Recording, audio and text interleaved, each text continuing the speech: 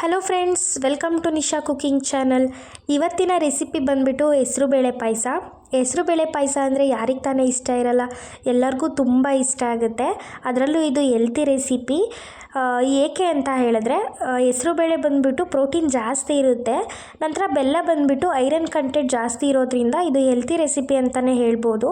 ಇವಾಗ ಹೆಸರುಬೇಳೆ ಪಾಯಸ ಮಾಡೋದಕ್ಕೆ ಬೇಕಾಗಿರುವಂಥ ಇಂಗ್ರೀಡಿಯೆಂಟ್ಸ್: 1 ಕಪ್ನಷ್ಟು ಹೆಸರುಬೇಳೆ ತೊಗೊಂಡಿದ್ದೀನಿ. ಅದೇ ಕಪ್ಪು ಅಳತೆನಲ್ಲೇ 1 ಕಪ್ನಷ್ಟು ಬೆಲ್ಲ, ನಂತರ ಅರ್ಧ ಕಪ್ನಷ್ಟು ಹಸಿ ತೆಂಗಿನಕಾಯಿ ತುರಿ ತೊಗೊಂಡಿದ್ದೀನಿ. ನಂತರ ಸ್ವಲ್ಪ ತುಪ್ಪ, ಡ್ರೈ ಫ್ರೂಟ್ಸ್ನ ಫ್ರೈ ಮಾಡ್ಕೊಳ್ಳೋದಕ್ಕೆ 3 ಏಲಕ್ಕಿ ತೊಗೊಂಡಿದ್ದೀನಿ. ಈ ರೀತಿ ಕ್ರಷ್ ಮಾಡಿ ಇಟ್ಕೊಂಡಿದ್ದೀನಿ. ಸ್ವಲ್ಪ ಗೋಡಂಬಿ, ಸ್ವಲ್ಪ ಒಣದ್ರಾಕ್ಷಿ. ಇವಾಗ ಯಾವ ರೀತಿಯಾಗಿ ಮಾಡೋದು ಅಂತ ನೋಡೋಣ. ಮೊದಲನೇದಾಗಿ ಒಂದು ಪ್ಯಾನ್ನ ತೊಗೊಳ್ಳಿ. ಪ್ಯಾನ್ ಬಿಸಿ ಆಗ್ತಿದ್ದಾಗೇ ಇಟ್ಕೊಂಡಿದ್ದಂತಹ 1 ಕಪ್ನಷ್ಟು ಹೆಸರುಬೇಳೆನ ಹಾಕಿಬಿಟ್ಟು ಇದನ್ನು ಡ್ರೈ ರೋಸ್ಟ್ ಮಾಡ್ಕೊಳ್ಬೇಕು. ಯಾವುದೇ ಆಯಿಲ್, ತುಪ್ಪ ಹಾಕಿಬಿಟ್ಟು ಫ್ರೈ ಮಾಡ್ಕೊಳ್ಬಾರ್ದು, ಹಾಗೆಯೇ ಡ್ರೈ ರೋಸ್ಟ್ ಮಾಡ್ಕೊಳ್ಬೇಕು. ಇದು ಫ್ರೈ ಆಗಿದೆ ಅಂತ ಹೇಗೆ ಗೊತ್ತಾಗುತ್ತೆ ಅಂತ ಹೇಳಿದರೆ ಅದ್ರ ಫ್ರೇಗ್ರೆನ್ಸ್ ಬರುತ್ತೆ ಹುರಿತಿರುವಾಗ.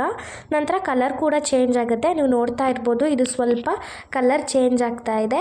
ಇವಾಗ ಇದು ಫ್ರೈ ಆಗಿದೆ ಅಂತ ಅರ್ಥ. ಇವಾಗ ಇದನ್ನು ಸ್ಟವ್ನ ಆಫ್ ಮಾಡ್ಕೊಳ್ಳಿ. ನಂತರ ಇದನ್ನು ಒಂದು ಪಾತ್ರೆಯಲ್ಲಿ ಹಾಕಿಬಿಟ್ಟು ನೀರು ಹಾಕಿ ವಾಶ್ ಮಾಡ್ಕೊಳ್ಬೇಕು. ಹಾಗೆ ಅಂತೂ ಹಾಕಕ್ಕೆ ಹೋಗಬೇಡಿ, ಏಕೆಂದರೆ ಪೌಡರೆಲ್ಲ ಹಾಕಿರ್ತಾರೆ, ಕೆಮಿಕಲ್ ಇರುತ್ತೆ. ಹಾಗಾಗಿ ವಾಶ್ ಮಾಡಿಬಿಟ್ಟು ಹಾಕ್ಕೊಳ್ಳಿ.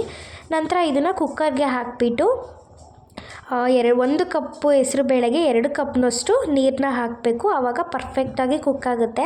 ಇದನ್ನು 3 ವಿಷಲ್ ಕೂಗಿಸ್ಕೊಳ್ಬೇಕು. ನೋಡ್ತಾ ಇರ್ಬೋದು, 3 ವಿಷಲ್ ಆಗಿದೆ. ಇವಾಗ ನೋಡಿ, ಈ ರೀತಿ ಬೇಳೆ ಸ್ಮ್ಯಾಶ್ ಆಗಿರೋ ಥರ ಕುಕ್ ಆಗಿರಬೇಕು.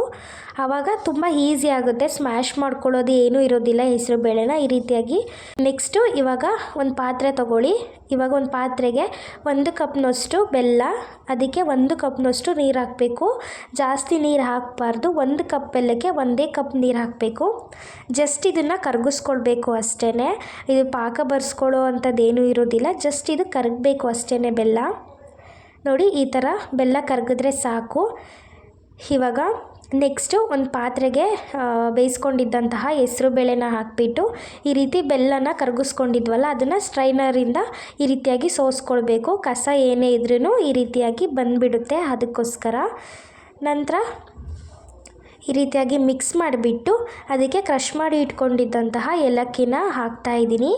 ನಂತರ ಅರ್ಧ ಕಪ್ನಷ್ಟು ಹಸಿ ತೆಂಗಿನಕಾಯಿ ತುರಿನ ಸೇರಿಸ್ಕೊಳ್ತಾ ಇದ್ದೀನಿ. ಇದಿಷ್ಟನ್ನು ಸೇರಿಸ್ಬಿಟ್ಟು ಮಿಕ್ಸ್ ಮಾಡ್ಕೊಳ್ಳಿ ನೀಟಾಗಿ. ಇದನ್ನು ಮಿಕ್ಸ್ ಮಾಡಿದ ನಂತರ ಒಂದು 5 ರಿಂದ 6 ನಿಮಿಷ ನೀಟಾಗಿ ಕುಕ್ ಮಾಡಿಕೊಳ್ಬೇಕು. ನೋಡಿ, ಈ ರೀತಿಯಾಗಿ ಚೆನ್ನಾಗಿ ಅದು ಕುದಿ ಬರಬೇಕು. ಆವಾಗ ಸ್ವಲ್ಪ ಗಟ್ಟಿ ಬರುತ್ತೆ ನೋಡಿ, ಈ ರೀತಿಯಾಗಿ ಬರಬೇಕು. ಆವಾಗ ಪಾಯಸ ರೆಡಿಯಾಗಿರುತ್ತೆ, ನೀಟಾಗಿ ಆಗಿದೆ ಅಂದ್ಬಿಟ್ಟು. ನೆಕ್ಸ್ಟ್ ಇನ್ನೊಂದು ಕಡೆ ಇವಾಗ ಡ್ರೈ ಫ್ರೂಟ್ಸ್ನ ಫ್ರೈ ಮಾಡ್ಕೊಳ್ಳೋಣ.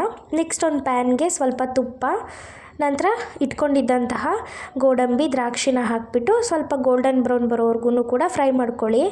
ನೋಡಿ, ಈ ರೀತಿಯಾಗಿ ಫ್ರೈ ಮಾಡ್ಕೊಂಡ ನಂತರ ಇವಾಗ ಸ್ಟವ್ನ ಆಫ್ ಮಾಡಿಕೊಂಡು ಪಾಯಸದ್ದು ಈ ರೀತಿಯಾಗಿ ಡ್ರೈ ಫ್ರೂಟ್ಸ್ನ ಹಾಕಿ ಒಂದು ಸರ್ತಿ ಮಿಕ್ಸ್ ಮಾಡಿದ್ರೆ ಹೆಸರು ಬೇಳೆ ಪಾಯಸ ರೆಡಿಯಾಗುತ್ತೆ.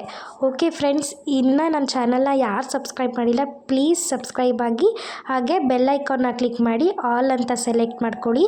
ಹಾಗೆ ಈ ವಿಡಿಯೋನ ನಿಮ್ಮ ಫ್ರೆಂಡ್ಸ್, ಫ್ಯಾಮಿಲಿ ಎಲ್ರಿಗೂ ಶೇರ್ ಮಾಡಿ.